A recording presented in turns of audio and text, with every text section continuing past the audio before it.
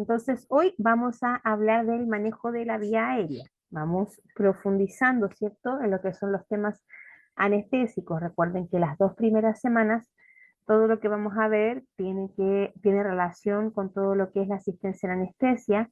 Y ya después de eso, nos vamos de cabeza a instrumentación quirúrgica, ¿ya? A todo lo que tiene que ver con el pabelloneo y la arsenalería. Así que hoy vamos a hablar de la vía aérea y su manejo. Entonces, ¿qué tenemos que saber nosotros como técnicos de anestesia o asistentes de anestesia? Que el manejo de esta vía aérea puede ser con técnicas simples, como cuando el anestesista ventila al paciente con la máscara facial, y también con técnicas avanzadas, como la utilización de máscaras laringias, como la intubación endotraqueal o nasotraqueal, ¿ya? Y también el uso de videolaringoscopios y también en los casos de las cirugías torácicas de los fibrobroncoscopios, ¿ya? Todo esto va a tener un solo objetivo importante, que es asegurar la ventilación correcta del paciente. Porque cuando tenemos un paciente intubado, el tubo en sí no le da la total seguridad al paciente de su ventilación, sino que son todas las técnicas asociadas y también la destreza del anestesista al momento de la colocación de este tubo. ¿Cómo va a hacer el anestesista la evaluación de la vía aérea? ¿Ya? Primero va a observar los rasgos anatómicos del paciente, ¿ya? Que seguramente cuando estén en pabellón pongan harto oído, sean, capten harto lo que se está conversando, no solo se concentren en lo que ustedes hacen, porque ahí vamos a escuchar, el anestesista evalúa al paciente en la forma y tamaño de la boca, ¿ya? O sea, hay pacientes que tienen cirugías, que tienen alguna problemática para apertura bucal, entonces se evalúa también eso, cómo es la nariz, la mandíbula y el cuello del paciente. Y también la existencia de eventuales masas o alteraciones anatómicas. Y todo esto le va a llevar al anestesista a una conclusión. ¿Ya? Porque esto le va a permitir hacer predictores de dificultad o de complejidad del paciente y eso va a hacer que nosotros como técnicos en anestesia tengamos que tener otros instrumentos u otros insumos preparados para estas vías aéreas difíciles. Por ejemplo, una de las evaluaciones que los anestesistas hacen al momento de la evaluación preanestésica es la clasificación de Mallampati, ¿ya? La clasificación de Mallampati se basa en lo que la persona que está de frente al paciente, que en este caso es el anestesista, visualiza. Se le pide al paciente que abra la boca y saque la lengua. Ya mientras más vea el anestesista sobre la lengua en la boca hacia atrás, ya quiere decir que el paciente tiene una buena capacidad de intubación. En este caso, entonces, deberíamos decir que la clase 1, que es donde hay total visibilidad de amígdala, úvula, paladar blando, es el paciente ideal. Si se fijan, mientras más abajo vamos en la escala, en el caso de la clase 4, donde solo es visible el paladar duro, o sea, paladar superior, estamos hablando de un paciente que es más dificultoso al momento de la intubación porque no tiene apertura y porque no hay visualización de las estructuras fisiológicas de la vía aérea. Los anestesistas para poder intubar, ¿cierto? Porque ellos están visualizando la vía aérea, tienen que poder ver el pasar de su tubo. Entonces, en este caso, si yo les preguntara en una prueba o en una interrogación, ¿qué clase de paciente, según la escala de Mallampati, es el más difícil de intubar? Es el clase número 4, porque solo se ve el paladar duro. Vamos a tener que hay distintos dispositivos de intubación o distintos dispositivos para asegurar la vía aérea. ¿Ya? Estos dispositivos van a ir según su clasificación en la vía aérea superior o en la vía aérea inferior. Primero vamos a hablar de los supraglóticos, o sea, que van sobre la glotis, que es más fácil decir que van sobre las cuerdas vocales, ¿ya? Generalmente las cuerdas vocales son el límite para un anestesista para saber si va sobre las cuerdas vocales o en las cuerdas vocales o pasándolas, para poder para poder escoger el tipo de dispositivo que va a utilizar. Entonces los supraglóticos, como por ejemplo las máscaras laringias, tienen un impacto mínimo, una mejor tolerancia en el paciente. Estoy viendo el chat. Dice, profe, yo tengo una duda de la clase pasada. Alessandra, dígame. Bueno, mientras tanto la Ale plantea la duda que tenía, Stephanie, te contesto. Todos los pacientes que se realiza su cirugía con anestesia general se intuban, ya sea con máscara, ya sea con tubo.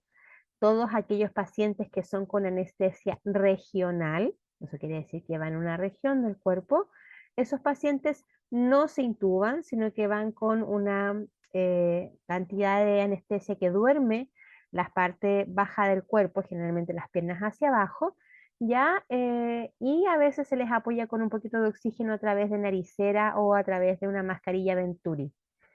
¿Respondo a tu duda, Stephanie? Ya, súper. Ya, la Ale me dice, si existe algún examen o algo que me diga si el paciente es alérgico a la anestesia general o la anestesia local. No. Lamentablemente, no hay un examen que uno le pueda hacer al paciente como los test de alergias, ¿ya? No, porque ese tipo de complicaciones surgen de manera de emergencia en el pabellón y hay que manejarlas de esa manera. Dice, me surge la duda en parte de la clase que es de los efectos adversos en el pabellón en relación con los problemas de anestesia. Claro, si un paciente no se ha operado nunca, Ale, y lo vamos a someter a anestesia, seguramente el anestesista va a estar un poco más pendiente. ¿Qué le preguntamos al paciente? ¿Alguien de su familia ha tenido problemas con la anestesia? Esa es como la pregunta que podría denotar alguna complejización con los medicamentos, por ejemplo. Pero lamentablemente los shock anafilácticos que se presentan en pabellón, las hipertermias malignas que están relacionadas con el uso de anestesia general, se presentan de improviso, se presentan sin medir algún antecedente del paciente. Así que lamentablemente no hay ningún examen que yo pueda hacerme tanto a mi familia o a algún cercano en que yo pueda decir estoy más sutilmente indefenso frente a ciertos medicamentos o a alguna anestesia. Que bueno, eso es importante. De nada, yo feliz voy explicando las dudas que ustedes tengan. Chiquillos, puede que en algún momento haya algo que ustedes me pregunten y que yo no lo sepa. Y yo no los voy a cuentear.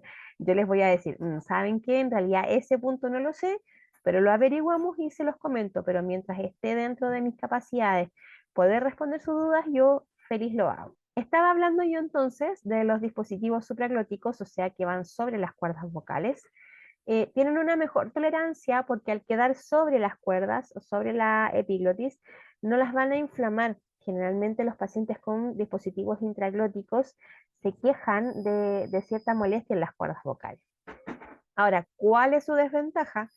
Que hay menor protección para la aspiración porque están solamente como sobrepuesta, por decirlo de alguna manera. Hay un límite de ventilación y hay un punto crítico en la glotis. Generalmente los anestesistas utilizan las máscaras laringeas o los dispositivos supraglóticos para cirugías con anestesia general, pero cortas. ¿Ya? ¿Qué quiere decir esto? Una anestesia general, por ejemplo, una mastectomía parcial, una paciente que va a estar entre 40 minutos y una hora y media, puede ser manejada con una anestesia general con máscara laringea sin ningún inconveniente. Em, ¿Qué más podría ser? Por ejemplo, una cirugía de estrabismo en niños, ¿ya? Para poder hacer la corrección, ¿cierto?, de la malubicación del nervio óptico, podemos hacerla con máscara laringea y anestesia general. Entonces, cirugías que deberían durar entre 40 minutos, una hora y media, a la más tardar 3 horas, se utiliza la máscara laringea, ¿ya? Entre los dispositivos intraglóticos, que son los más conocidos, que son los tubos endotraqueales, van a permitir un manejo más definitivo de la vía aérea y va a poder tener ciertos límites de presión de ventilación y además está más protegido contra la aspiración. ¿Cuál es la desventaja? Que la instalación y la mantención requieren que se visualice directamente las cuerdas vocales. Las cuerdas vocales, chiquillos, son así. Si me miran aquí a la pantalla, es como si formaran un triangulito, ¿ya? Entonces, cuando el anestesista hace la laringoscopía A través de la boca, él tiene que visualizar estas membranas, ¿cierto? Que son nuestras cuerdas vocales, y a través de ellas tiene que pasar el tubo. Y finalmente vamos a tener los dispositivos infraglóticos, o sea, que van debajo de la glotis. Ahora, esto es solo un recurso de emergencia, ¿ya? Porque es un manejo de vía aérea definitivo y requiere un alto entrenamiento, ¿ya? Entonces solamente lo vamos a hacer cuando no hay forma de intubar al paciente, ya sea nasotraqueal, orotraqueal, que no se le pueda colocar un dispositivo supraglótico y tenemos que ventilarlo de emergencia. Ahí recién pensamos en un dispositivo infraglótico. Ahora, ¿cómo nos preparamos nosotros como técnicos o qué tenemos que tener, ya, para poder pensar en una intubación? Precauciones estándar, que en general como estamos trabajando con material limpio, no necesitamos usar guantes, pero si estamos en pabellón, necesitamos usar nuestro gorro y nuestra mascarilla. Debemos tener un monitor, ¿cierto?, que esté funcionando con derivadas de electrocardiograma, con oxímetro de pulso y también monitor de presión arterial. Y aquí me voy a detener un poquito. Este manguito de presión arterial tiene que ser acorde al tamaño de nuestro paciente, ¿ya? Si trabajamos con pacientes pediátricos, tenemos que tener varios manguitos arteriales que le queden bien a nuestro pacientito, ¿ya? Si trabajamos con pacientes adultos, debemos tener también una gama de manguitos. Lo mismo pasa cuando trabajamos con pacientes obesos. Ya no puede ser que nuestro manguito de presión arterial se esté despegando o que lo tengamos que pegar con cinta para que funcione, ¿ya? Tiene que ser acorde a nuestro paciente. Debemos tener un detector de CO2, pero esta es una línea de capnografía, ¿cierto? Conectada a lo que es el sistema del paciente de respiración. Vamos a tener un equipo de acceso intravenoso. Hay muchos pacientes que llegan a pabellón con la vía venosa puesta, un suerito, una bajada, alargadores alargador de suero, ¿cierto? Llave de 3 pasos y su vía venosa instalada. Equipo de aspiración que tiene que estar funcionando, ¿ya? Aunque el paciente venga a una anestesia regional al pabellón, el canister de aspiración debe estar cerrado, conectado con una goma de aspiración y con una sonda de aspiración, ojalá sobre la máquina de anestesia, que esté totalmente disponible y a la mano en caso de ser necesario usarla. Además de cánulas orofaringias y nasofaringias del tamaño apropiado del paciente, tubos endotraqueales de distinto tamaño, con o sin balón, y eso puede variar dependiendo del protocolo de cada lugar. Laringoscopios con hojas curvas y rectas o un videolaringo. Generalmente, yo no sé cómo lo hacen allá en Clínica Dávila o cómo es su realidad. Por ejemplo, nosotros tenemos un solo videolaringo para 2 pabellones. Pero hay otros lugares, me acuerdo cuando yo trabajaba en el Barros Luco, teníamos un videolaringo para todo el piso y éramos 11 pabellones. Así que no nos podían, no podían salir 2 vías aéreas difíciles en el mismo momento porque era súper complicado. Ahora imagínense, teníamos un solo videolaringo y un solo ecógrafo. Así que hacer bloqueos al inicio del pabellón era también bastante complicado porque teníamos que estar casi peleando por las cosas para poder ocuparlas. Un monitor de presión del balón, en el caso que se utilicen, hay algunos lados donde no hay, para monitorizar la presión del balón que queda en la glotis. Aquí dice jeringas de 3, de 5 y de 10 para probar el tubo endotraqueal. Generalmente se estandarizó esto y lo que sí tenemos es una jeringa de 20, ¿no? Porque las otras jeringas más chicas hay que estarla rellenando varias veces. En cambio, la jeringa de 20 le podemos poner 15 cc de aire a una máscara laringea o le podemos poner un poquito más. Cintas o telas adhesivas para poder hacer soporte de tubo endotraqueal, para poder hacer la fijación. Y eso, por favor, si tienen esto impreso o si están tomando apunte, háganle un asterisco ahí, márquenlo con destacador porque la fijación del tubo las vamos a ver en la clase práctica, ¿ya? Ustedes se van a dar cuenta cuando ya empecemos a tener nuestros talleres prácticos, chiquillos, y me acuerdo que a alguien le leí el otro día que dijo, yo aprendo más de manera práctica. todas las personas tenemos distintos porcentajes de aprendizaje. Y haciendo es una de las maneras que más aprendemos. Entonces, fijar el tubo endotraqueal, nosotros como técnicos preparamos la fijación, no lo hacemos, pero también tenemos que saberlo, porque muchas veces nuestros anestesistas pueden estar con ambas manos ocupadas y tenemos que saber cómo hacer la fijación. ¿Ya? Así que márquenlo ahí, porque eso es una de las cosas importantes que vamos a hacer en nuestro próximo taller. ¿Ya? Toallas, almohadillas para alinear la vía aérea, ¿cierto? Estos picarones, estos almohadillones que se pueden usar en pabellón.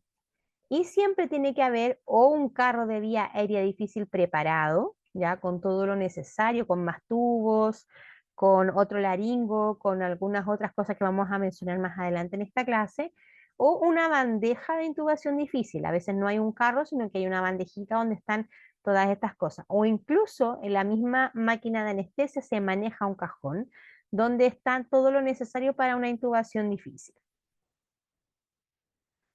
Dentro de lo importante que tiene que estar disponible en el pabellón, ya, porque, chiquillos, pueden pasar cosas que uno no se imagina.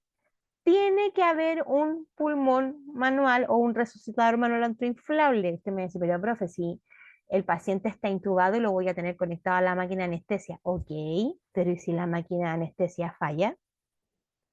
Si se corta la luz y el generador automático de la clínica no vuelve. ¿Mm? Entonces, siempre tenemos que estar preparadas para las contingencias y es súper importante que siempre haya un ambú disponible dentro del pabellón.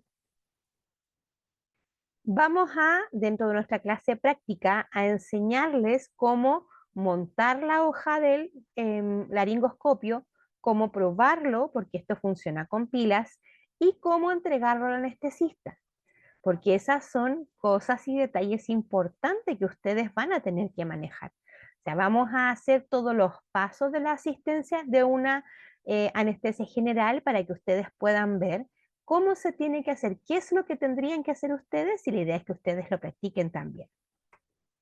Vamos a tener en nuestros pabellones distintas cánulas de Guedel o cánulas Mayo, ¿cierto? Dependiendo de nuestros pacientes, vamos a tener cánulas pediátricas y si no, vamos a tener las cánulas de adulto. ¿Cuáles son las más utilizadas? Generalmente en pacientes femeninas vamos a tener que la más utilizada es la 2 y la 3, que son en este caso la verde y la amarilla. Y en pacientes varones, la 3, la 4 y la 5. ¿Ya? Que son la amarilla, la roja y la naranja. Dependiendo de la empresa que trae la cánula Mayo, es a veces la numeración que cambia o el color. Hay algunas que dicen 90, 85, 80 y van en ese tipo de numeración y no en 2, 3, 4. ¿Ya? Pero siempre recuerden que la medida de una cánula laringea ideal es de la comisura labial hasta el lóbulo de la oreja. Esa es la medida ideal de una cánula Mayo. En caso de que les asalte la duda de cómo medírsela, de hecho uno la toma y la coloca así al lado del paciente para poder medir que sea la cánula correcta. Vamos a tener cierto que en algunos pabellones se van a utilizar las cánulas nasofaringeas de ventilación también. Y obviamente vamos a tener distintos tipos de dispositivos supraglóticos. Estas que ustedes están viendo aquí son las máscaras laringeas. Las máscaras laringeas van desde la 1, ¿ya? La más pequeña, la 1, y van de 5 en 5. 1, 1, 5, la 2, la 2, 5, la 3, la 3, 5, la 4, la 4, 5, no, perdón, la 3, la 4 y la 5, ¿ya? Entonces, las pequeñas de la 3 hacia atrás van del 0,5 subiendo. Y la 3, la 4 y la 5 son las que utilizan en adultos. Cuando vayamos al pabellón se van a fijar que estas están por peso, ¿ya? Dependiendo del peso del paciente es la máscara que voy a utilizar. Generalmente aquí, en esta parte del ladito dice, por ejemplo, 70-80 kilos o 80-90 kilos, ¿ya? Entonces, para todos aquellos que no son del área del pabellón, el taller de anestesia no se lo pueden perder por ningún motivo, porque vamos a manipular todos estos insumos. ya para que ustedes los puedan ver in situ, no que después cuando vayan a sus prácticas de anestesia sea la primera vez que los ven, sino que puedan manipularlos, abrirlos, mirarlos, inflarlos ya y salir de todas las dudas. Este es un dispositivo supraglótico. La cánula o la máscara laringea Fast Track, que es un tipo de máscara, ya es una máscara laringea que además tiene un tubo endotraqueal, o sea, es ambas cosas. Entonces tiene dos CAF, que son estas cositas para insuflarlas. Una que va a quedar sobre la glotis y la otra que va a quedar en la glotis. ¿Ya? Entonces son más modernas, no en todos lados hay. Los tubos endotraqueales, ya los tubos endotraqueales sí van en medidas de a medio. Tenemos el 3, el 3,5, el 4, el 4,5, hasta el 9, que es el más grande ya, y dependiendo de también el tamaño del paciente es el tipo de tubo que vamos a utilizar. Generalmente nosotros en pabellón tenemos de todos los tubos, pero a quien le preguntamos qué tubo va a usar es al anestesista. Entonces, por favor, en sus apuntes anoten por ahí que cuando le pregunten al anestesista el número de tubo que va a utilizar, ustedes siempre tienen que tener el anterior y el que sigue. ¿A qué me refiero con esto? Están en una cirugía y usted le dice, doctor, yo soy Elizabeth, hoy día le voy a ayudar en anestesia. ¿Qué tubo va a utilizar? Y el doctor me dice, mira, vamos a utilizar un tubo 7. Ajá, entonces yo tengo que tener el 7 que me pidió el doctor, un 6,5 que es el anterior y un 7,5 que es el que sigue. ¿Por qué? Porque muchas veces el anestesista, según el peso del paciente, pide el tubo, pero nosotros tenemos que tener a mano lo que podríamos utilizar en caso de que hubiese alguna complicación. ¿Se entiende eso, chiquillos? De tener el tubo anterior y el tubo posterior al que me están pidiendo. Sí, Súper, muchas gracias.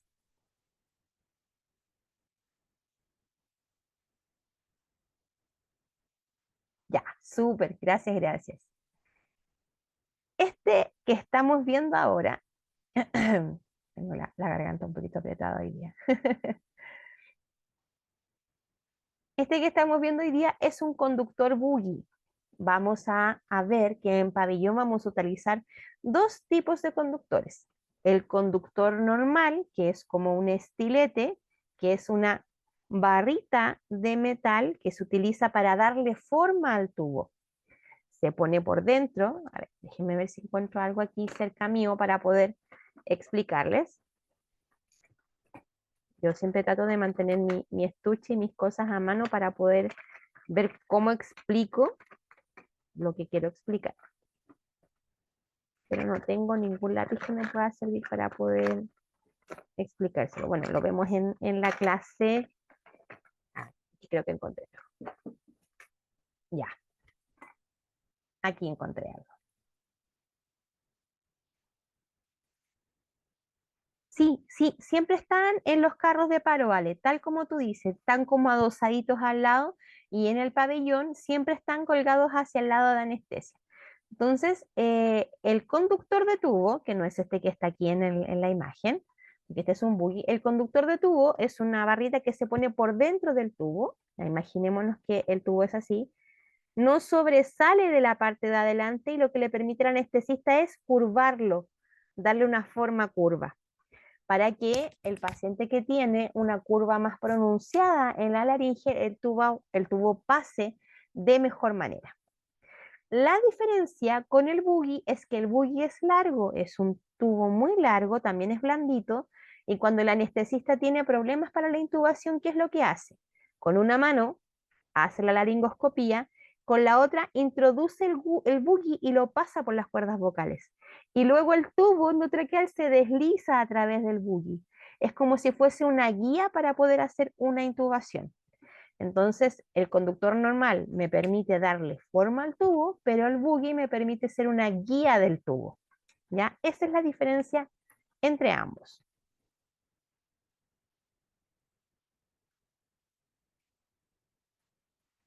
¿Cómo vamos a definir o cómo va a saber el anestesista de una vía aérea difícil? ¿Ya? Esto es cuando hay dificultad para la visualización o para la ventilación con mascarilla o laringoscopio. Ahora, con un tiempo en pabellón uno mira a un paciente y uno dice, esa va a ser una vía aérea difícil.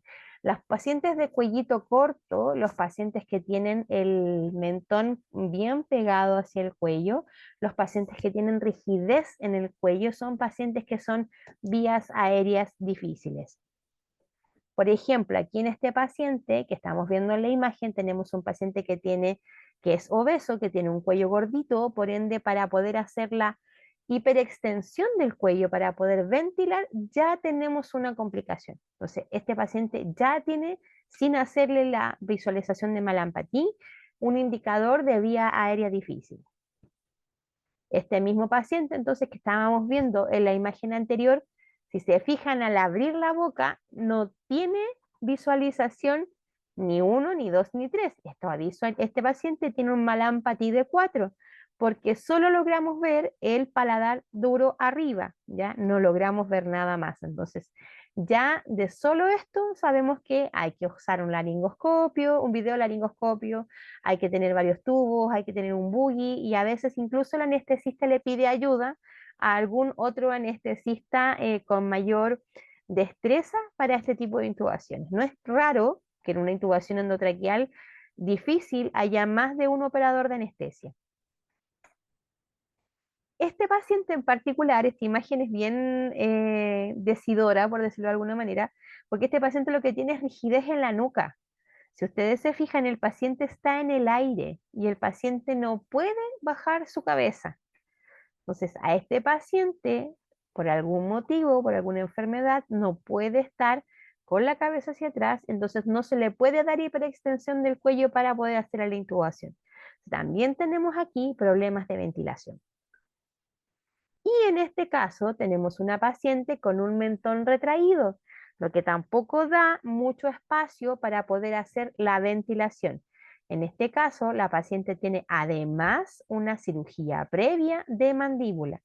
¿Ya? Hay pacientes a los que tenemos que hacerle, hay tumores de mentón donde la intubación se hace mucho más compleja y también hay que hacer un cambio de intubación durante la cirugía. ¿Ya?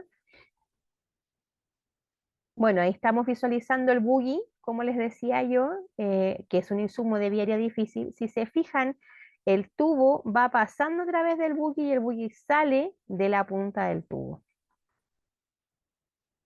Y en este caso, como ustedes pueden ver, el tubo se va deslizando por la nariz del paciente hacia adentro. En este caso es una intubación nasotraqueal.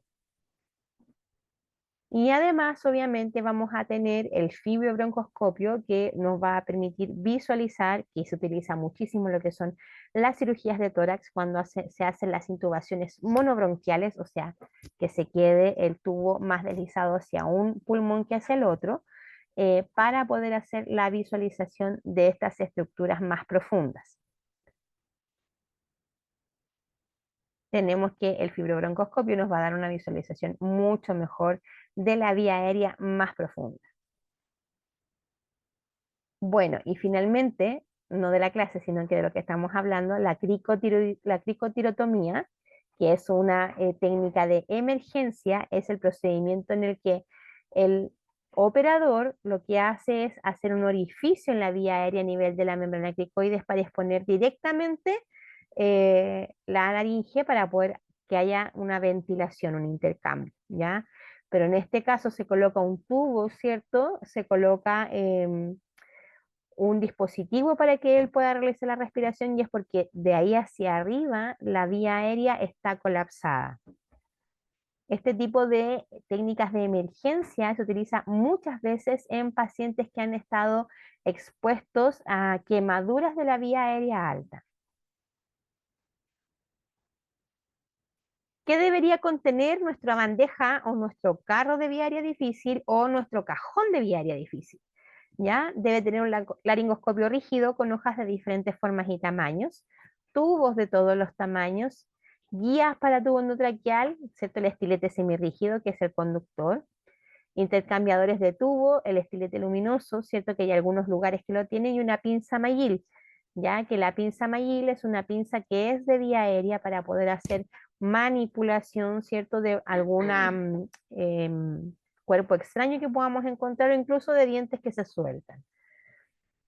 Cánulas faringias y nasofaringias, máscaras laringias, el fibrobroncoscopio, el equipo de intubación retrógrada, ¿ya? Dispositivos de ventilación no invasivos de emergencia como el combitubo, y también equipos para la vía aérea invasiva como la cricotirotomía. Al principio, cuando uno empieza a ver todas estas cosas, a uno le resulta como todo chino mandarín, como les he dicho en otras ocasiones, pero ya después cuando uno aprende a ir reconociendo los insumos del pabellón, se hace más fácil, ¿ya? Entonces ahora vamos a hablar un poquito de la vía aérea pediátrica. Nuestros pacientes pediátricos son pacientes súper especiales, ¿ya?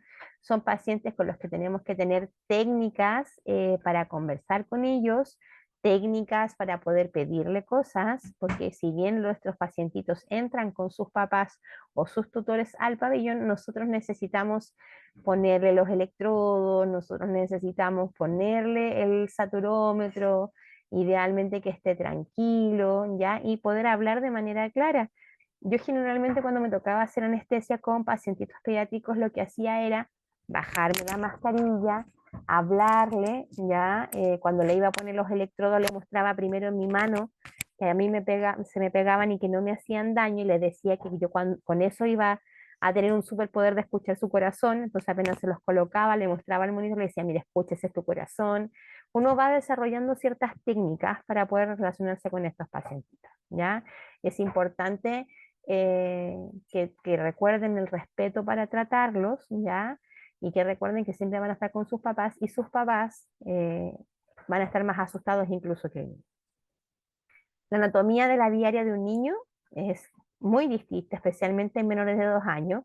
Tienen fosas nasales pequeñas, una lengua un poco más grande y una cabeza de mayor tamaño en relación con el cuerpo, ¿ya? El cuello del neonato, o sea, el recién nacido es más cortito, la epiglotis tiene una forma más redondita, ya y es más laxa y se proyecta hacia atrás, dificultando la intubación de este paciente. Ahora, si ustedes se fijan aquí en esta tabla que estamos viendo, esta, chiquillos, por favor, piénselo desde ahora, es una tabla de referencia. Nunca en ninguna prueba o en ninguna interrogación les voy a preguntar cuál es la profundidad de inserción de un tubo, porque eso es labor del anestesista, ¿ya? Lo que sí yo como técnico tengo que saber son los tubos que más o menos podría utilizar. Entonces, no necesito que se los aprendan de memoria, pero que sí reconozcan algunos. Por ejemplo, los pacientes que pesen hasta 1 kilo se usa el tubo 2,5. Entre el kilo y los 2,5 kilos se utiliza el tubo 3. De recién nacido a 6 meses, del tubo 3 al 3,5. De 6 meses a 1 año, el tubo 3,5 al 4. Entre 1 y 2 años, el tubo 4 y 5. Y de 2 años hacia arriba, el tubo va es la edad dividido en 4 más 4, pero eso es una fórmula. En realidad, a mí me interesa que ustedes cuando vean los insumos los vayan leyendo y se fijen que siempre hay una parte donde dice de tanto a tanto peso. ¿Por qué? Porque hoy en día nuestra población infantil también ha sufrido lo que es la exposición o el flagelo de la obesidad. Entonces, puedo tener un niño de 2 años que pesa 15 kilos, pero fácilmente puedo tener un niño de 2 años que pese 25. Entonces, tengo que estar preparado con el tubo acorde más que a la edad, al peso de mi paciente.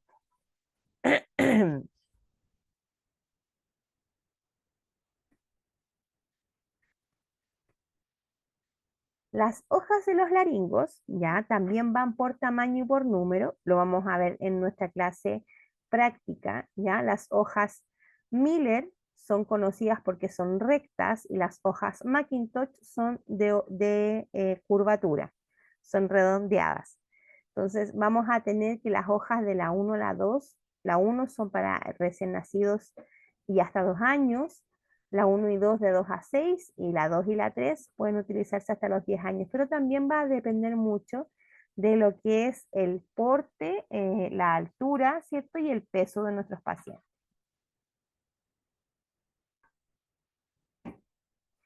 Sí, Juan Manuel, por ese motivo que usted está diciendo y por algo más que voy a agregar. Juan Manuel dice, por ese motivo siempre los pesan y los miden antes del pabellón. Sí, es súper importante que todos nuestros pacientes, tanto adultos como pediátricos, tengan actualizado su peso y su talla, porque nos va a servir para lo que son los datos del tubo, la máscara laringea y también sirve para el cálculo de medicamentos. Este dato es súper importante porque el anestesista siempre va a calcular tanto en pacientes pediátricos como en pacientes adultos, la dosis del medicamento a pasar basado en el peso. ¿Ya? Así que sí, Juan Manuel, eso es súper importante.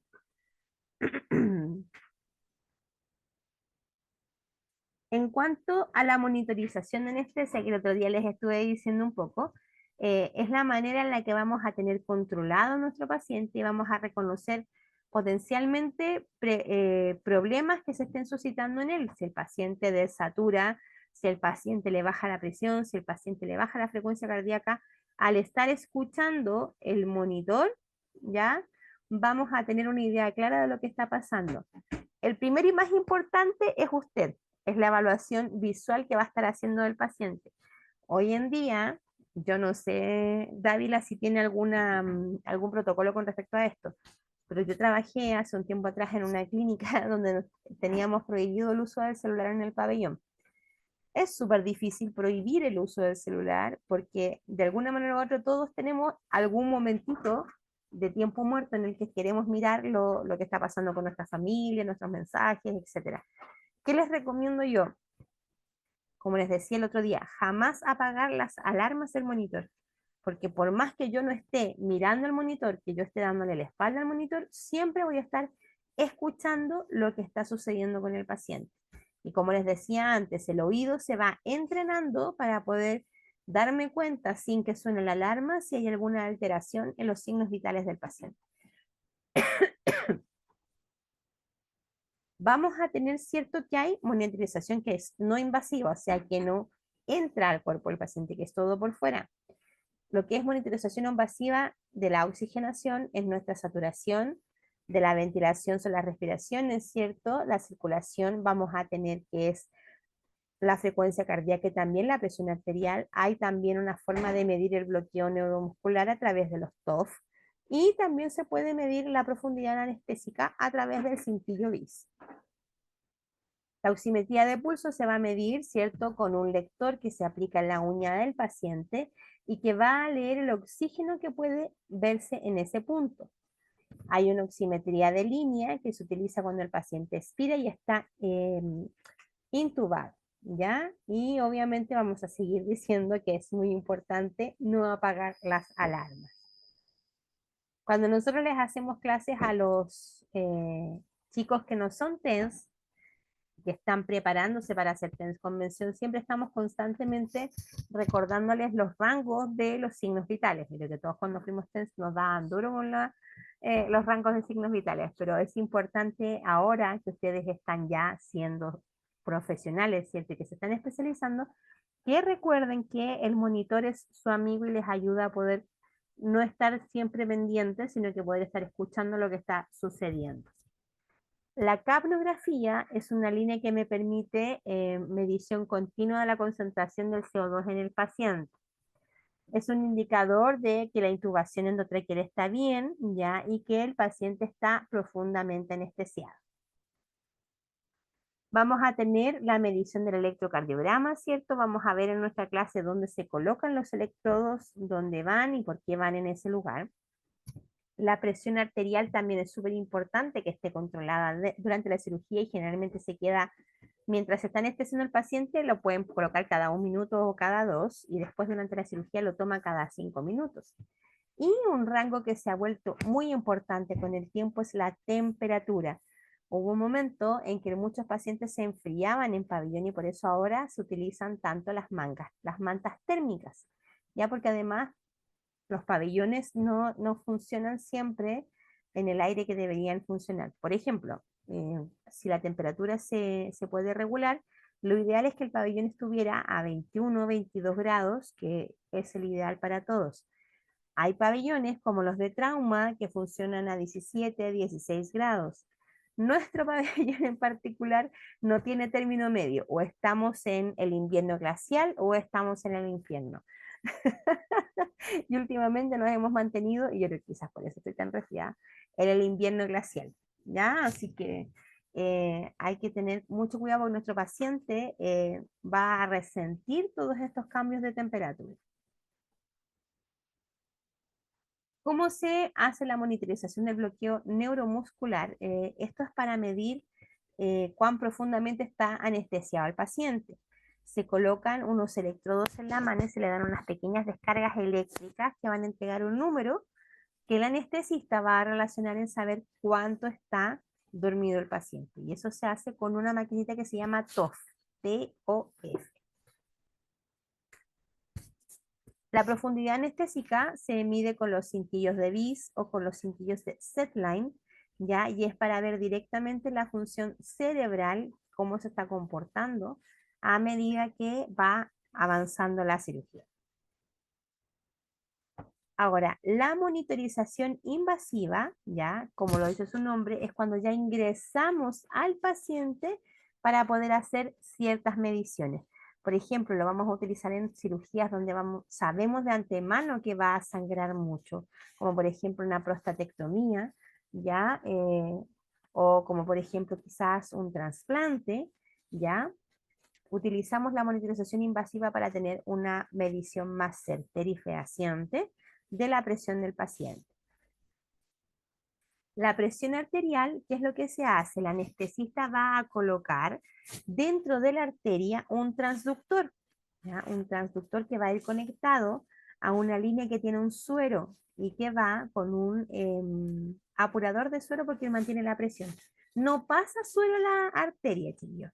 Lo que el suerito hace es mantener permeable la vía y vamos a obtener una medición interna y eso se conecta al monitor. Lo vamos a revisar y vamos a abrir una línea arterial y lo vamos a ver y vamos a reunir, por ejemplo, si un día les dicen, vamos a hacer una línea arterial, usted tiene que saber cuáles son los insumos que yo voy a utilizar para poder instalar esta vía venosa. Ya, denme un segundo. Entonces, es súper importante que sepamos cuáles son los insumos que vamos a reunir porque somos nosotros, los asistentes, los técnicos, los que vamos a asistir al anestesista en esta instalación y tenemos que saber cómo va conectado y cómo se arma, ¿ya? Entonces, lo vamos a revisar más en detalle en nuestra clase de lo que es la práctica. Las arterias que más se usan son la radial, siempre va a ser la más utilizada. Cuando ya el anestesista no puede con la radial de una, se va a la radial del otro brazo y ahí recién empieza a cambiarse a otras arterias como la femoral o braquial cuando no se encuentran las radiales. La monitorización de presión venosa o cuando se instalan los catéteres venosos centrales es una técnica estéril que permite detener la presión directamente en la cava y la aurícula derecha. ¿Ya? Es un transductor que entra directamente al corazón. El anestesista se lava estéril, le abrimos un paquete de ropa, le abrimos el set de presión venosa central. ¿Ya? Y esta, la característica que tiene, a diferencia de la línea arterial que me sirve solo para medición y para toma de exámenes, es que el catéter venoso central me sirve para medición, pero también me sirve para aporte de líquidos. ¿Ya? Porque como a veces tienen o dos lúmenes, que son dos entradas, o tres incluso lúmenes, una se puede dejar para medición de presión y los otros dos se pueden dejar para aporte de líquidos. ¿Ya? También vamos a revisar los insumos y vamos a revisar cómo se arma cuando estemos en la clase práctica.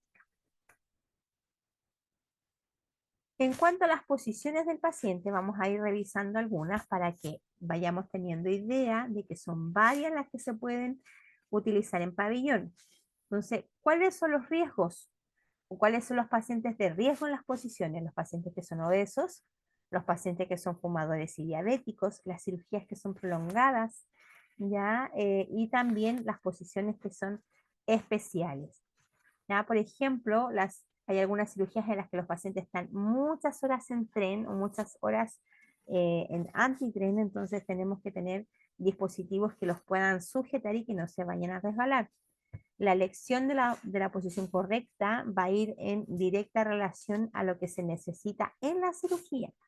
Yo les decía hace unas clases anteriores que todos los pacientes son anestesiados en decúbito supino y luego de que están anestesiados son colocados en la posición quirúrgica. La posición central o la posición cero, que podríamos decir, es la posición supina, ¿cierto? Que es la persona mirando hacia arriba. La vamos a utilizar en cirugías de abdomen, de gine y de uro, pero también nos sirven cara, cuello, tórax y algunos de vascular y ortopedia. La posición de Trendelenburg, ¿ya? Es cuando las piernas están más altas que el resto del cuerpo. Cuando ustedes vean a un paciente en esa posición, ustedes tienen que pensar que lo que el cirujano quiere es que la grasa abdominal caiga hacia cefálico, o sea, hacia la cabeza, y queden despejados los órganos que están de la mitad del ombligo hacia abajo. O sea, estamos hablando de cirugías de coloproctología, cirugías de lo que es urología también, como lo son las próstatas, cirugías de gine, ¿ya? Ahora, el problema de esta posición es el retorno venoso del paciente, que se puede ver afectado.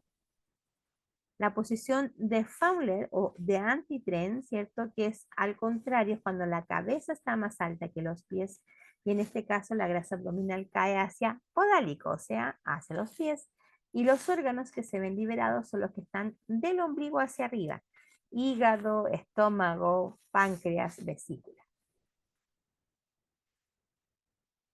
La posición de litotomía es una posición en la que nuestro paciente va a estar con las piernas en unos accesorios que se llaman pierneras.